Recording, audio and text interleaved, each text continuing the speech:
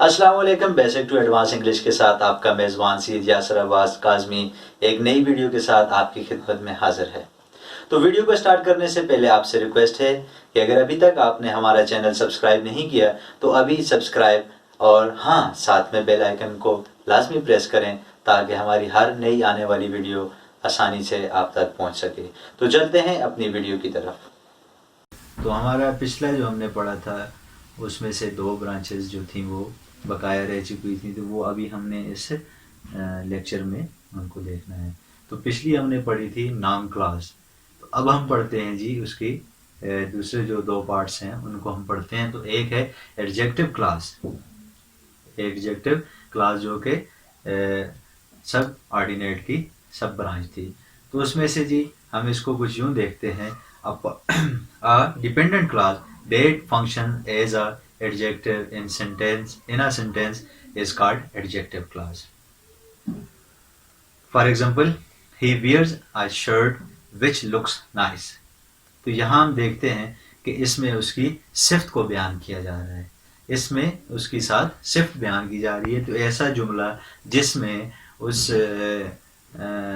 किसी भी चीज़ की सिफ्त बयान की जाए, सिर्फ बयान की जा रही हो उस जुमले को, तो उसको कौन सी क्लास कहेंगे जी?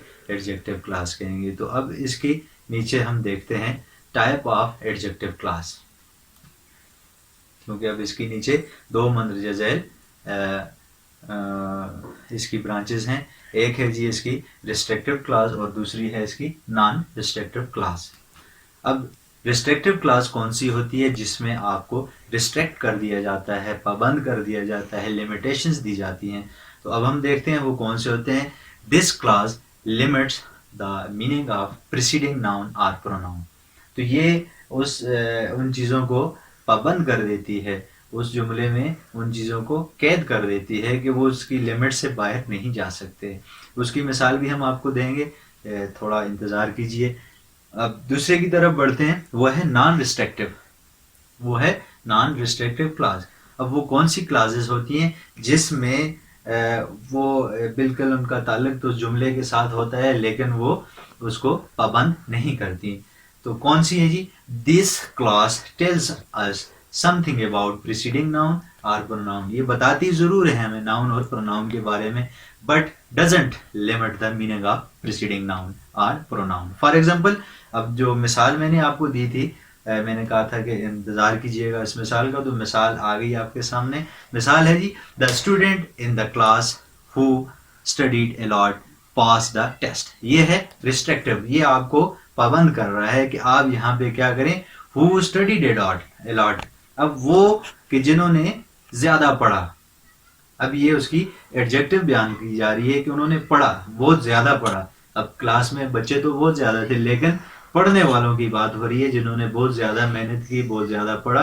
तो ये रिस्ट्रिक्ट कर रहा है। अगर ये यहाँ पे ना होता, अगर ये यूं होता, the student in the class pass the test, the student in the class pass the test, तो ये कौन सा हो जाता है जी? Non restrictive class. यानी इसमें उसने किसी सिर्फ तो बयान की है, पास तो किया है, लेकिन साथ साथ उसने क्या किया, इसमें पाबंद नहीं किया, इसमें कोई लिमिट नहीं दी।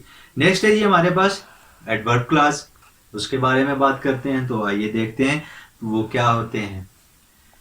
तो एडवर्ब क्लास क्या होता है जी? Adverb class dependent class that functions as an adverb in a sentence is called adverb class.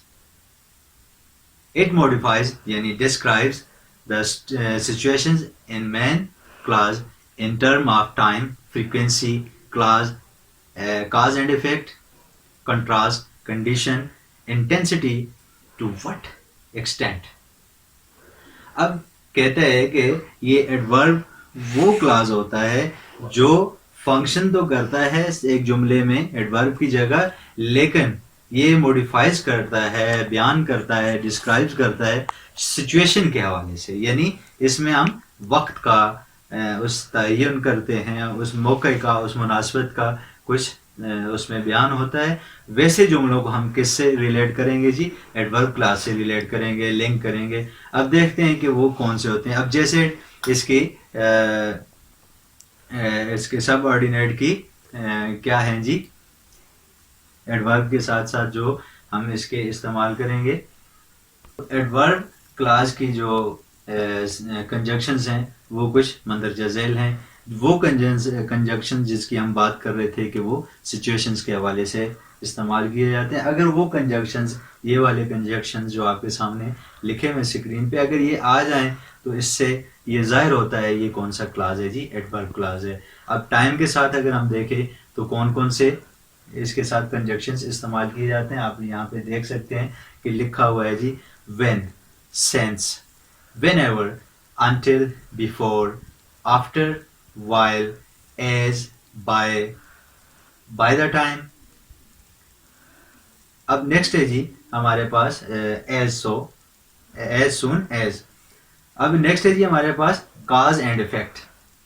ये भी आपके पास एक सिचुएशन के हवाले से आता है, इस पर भी हम बात करेंगे। इसकी मिसाल आपको नेक्स्ट आगे मिलेगी इसकी इसी के आखिर में।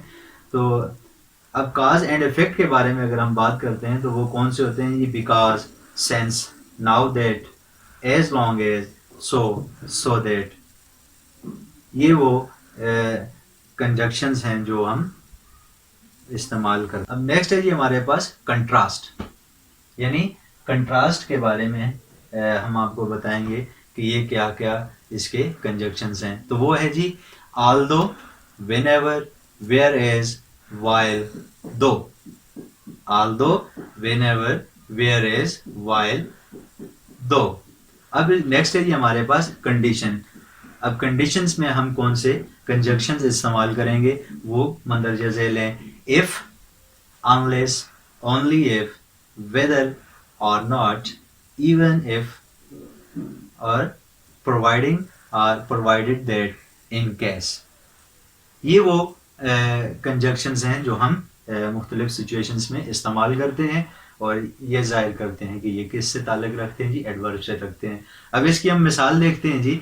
पहले हम टाइम की मिसाल देखते हैं। तो कहता है जी for example don't go before he comes. अब यहाँ बिफोर ही कम्स ये किस चीज़ को करता है जी, बिफोर, क्योंकि फॉल करता है। हमने यहाँ पिछले टेबल में पढ़ा था जो हमने आपको दिखाए थे कि टाइम के हवाले से क्या है, कंट्रास्ट के, कंडीशन के साथ कौन कौन से हम कंजक्शन इस्तेमाल करते हैं। तो उसी इस काज एंड इफेक्ट में कौन सा कंजक्शन इस्तेमाल होगा। तो यहाँ आप अपने उस टेबल पे ज़रा नज़र दौड़ाएं तो आपको पता चलेगा बिफोर वहाँ मेंशन है जी टाइम के साथ, क्योंकि बिफोर ही कम्स, तो ये मतलब उस टाइम की बात हो रही है, किसी वक्त की बात हो रही है। उसके आने से पहले आप नहीं जा सकते, आपको नहीं जाना चाहिए, नहीं जाते या नहीं जाना। तो वो आप यानी टाइम की बात कर रहे हैं, तो टाइम फॉल करता है जी कहाँ पे, एडवर्ब क्लास में।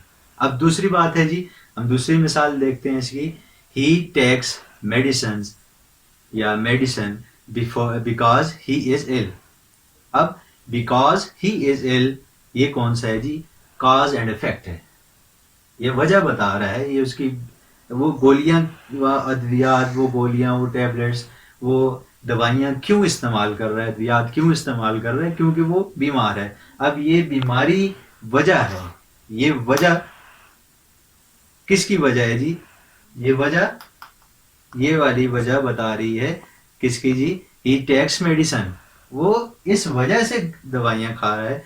जो वजह कहाँ फॉल कर रही है जी, काज एंड इफेक्ट में। यानी यहाँ बिकाज भी लिखा हुआ है, अगर आपको ज़्यादा समझ ना आए तो यहाँ से भी आप देख सकते हैं बिकाज कहाँ फॉल हो रहा है जी, यानी कहाँ लिखा हुआ है, काज एंड इफेक्ट में। नेक्स्ट है जी हमारे पास example, although he tried a lot he could not climb up the tree। अब आप देखते हैं कि यहाँ although he tried a lot लिखा हुआ है। आप